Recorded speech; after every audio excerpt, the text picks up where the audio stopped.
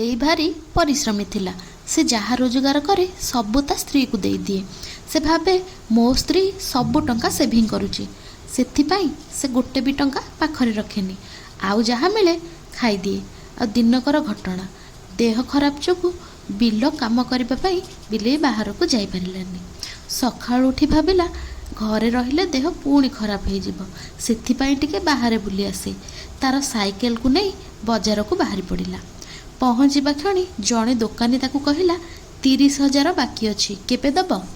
ବିଲେଇ ଏପଟ ସେପଟ ଚାହିଁ କହିଲା, ମୁଁ ତ କେବେ ବଜାର ଆସେନି କି ସଉଦା ନିଏନି, ଆମିଷ ଦୋକାନରେ ଏତେ ବାକି?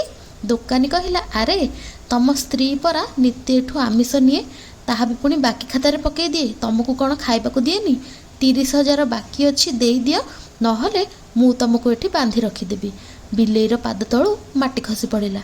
ଏବେ କ'ଣ ହେଲା ନେକ୍ସଟ ଭିଡ଼ିଓରେ କହିବି।